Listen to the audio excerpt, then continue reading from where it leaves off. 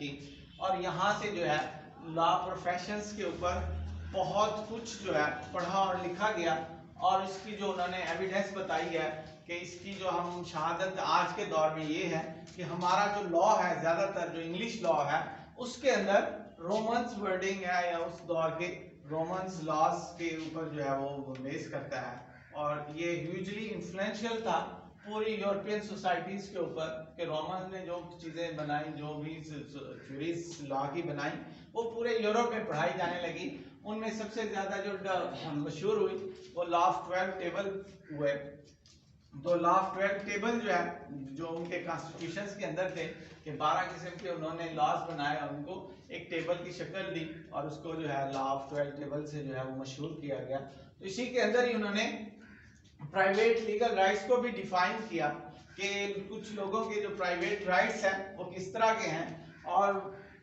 एक प्रोसीजर्स भी जो है इंट्रोड्यूस करवाया गया इसी सेंचुरीज के अंदर कि जो मजिस्ट्रेट है वो जो है वो उस प्रोसीजर को अप्लाई करें और उसको जो है आर्बिट्रेटली अप्लाई ना कर सकें, किसी भी गैर मुतज़ाद उसके अंदर जो है इफेक्ट ना डाल सकें। तो उनको जो है इस तरह सख्त तरीके से जो है लॉ बना के दिया गया कि वो जो भी फैसला करेंगे बामुताबिक रूल ऑफ लॉ या कानून के मुताबिक जो है उन्होंने फैसले करने हैं। तो ये रोमन्स बेस जो थी वो उन्होंने 5th सेंचुरी BC और 6th सेंचुरी AD तक जो है उन्होंने बहुत अच्छा कानून बना दिया। इन्होंने तश्कील दी पब्लिक लेजिस्लेशन की भी जो है वो भी जो शनाख्त व फॉर्मेशन मिलती है वो भी रोमन्स के अंदर मिलती है कि इन्होंने लेजिस्लेशन के लिए भी लोगों को इकट्ठा किया और उनसे पूछा कि इस तरह का कानून हम बनाने जा रहे हैं, अगर आप लोग एग्री हैं तो हम इसको बनाते हैं, अगर आप लोग एग्री नहीं हैं तो हम इसको नहीं बनाते। तो वहाँ पे पब्लिकली जो है लेजिस्लेशन की जाती थी कि तमाम लोगों को इकट्ठा किया जाता था या इलाके के लोगों को बुला के जो है कानून के बारे में आगाही दी जाती थी और वहाँ से जो है एक पब्लिक लेजिस्लेशन का कंसेप्ट उन्होंने निकाला। और इसके साथ इन्हीं लोगों ने डेवलप किया वीटो पावर्स भी की जो है इजाद है कि अगर वो किसी को पावर्स देते थे या अपनी कुछ रॉयल्स अथॉरिटीज होती थी उनको भी कुछ पावर्स देते थे, अगर वो कानून जो है वो एग्री नहीं हो रहा तो वो वीटो भी कर सकते थे। और सेपरेशन ऑफ पावर्स का भी जो कंसेप्ट दिया वो भी इन्हीं रोमन्स ने दिया, इन्हीं सेंचुरीज के अंदर दिया। 5th सेंचुरी BC से 6th सेंचुरी AD तक जो है इन्हीं रोमन्स ने ही सेपरेशन ऑफ पावर्स दी कि सॉवरेनिटी की जो थी पावर थी वो एक शख्स के पास होती थी, लेकिन इन्होंने ये कंसेप्ट दिया कि नहीं जी हमारी कोर्ट्स के पास भी फुल पावर होनी चाहिए और हमारी लेजिस्लेशंस के पास भी पावर्स होनी चाहिए और हमारे किंग भी या रूलर के पास भी पावर्स होनी चाहिए। इसी तरह पावर्स को 3 हिस्सों में या इससे भी ज्यादा हिस्सों में उन्होंने तकसीम किया हुआ था। तो ये भी रोमन्स की ही एक इंटेलेक्चुअलिटी थी कि उन्होंने इस तरह की चीजें जो है उस दौर में डिवेल्प की हैं। और इन्होंने फॉर्मल क्लास ऑफ लॉ और जूरिस कंसल्टेंट भी जो है पैदा किए उस दौर में कि एक लोगों की क्लास कटी की जो लॉ के बारे में अच्छा जानती थी, उनसे लेजिस्लेशन के मशवरे लिए जाते थे और उनसे जो है कंसल्टेंसी जो है ली जाती थी। तो ये भी चीज़ें जो है 5th सेंचुरी BC में भी उन लोगों ने अपनी सोसाइटी के अंदर लेके आए थे। इसके बाद है 11th सेंचुरी BC। तो यहाँ पे रोमन्स जो है वो उन्होंने दोबारा जो है 11th सेंचुरी AD में उन्होंने वो दोबारा जो ये सिस्टम था, ये जो अभी हम डिस्कस कर चुके हैं, ये 6th सेंचुरी तक उन्होंने इतना डेवलप किया और इसके बाद 6th से 9th सेंचुरी या 10th सेंचुरी तक वो एक डार्क एजेस के वर्ड से जो है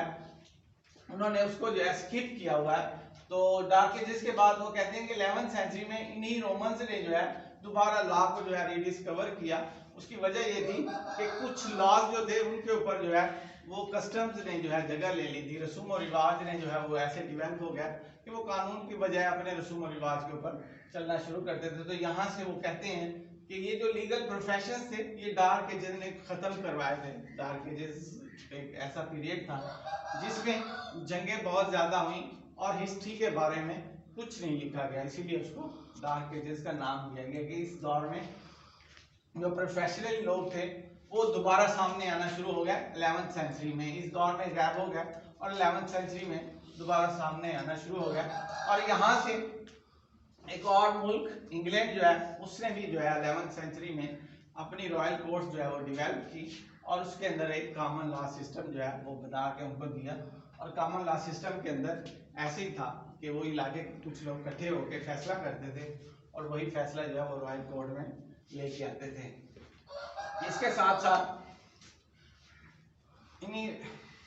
इन्हीं कोर्ट्स ने या इंग्लैंड ने लॉ मर्चेंट के भी कानून बनाए और पूरी दुनिया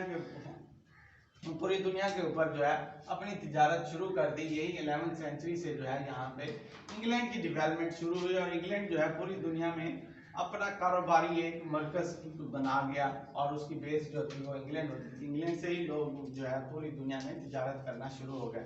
इसके बाद 12th और 13th सेंचुरीज में लॉ प्रोफेशन जो है लीगल प्रोफेशन जो है डेवलप होना शुरू हो गया।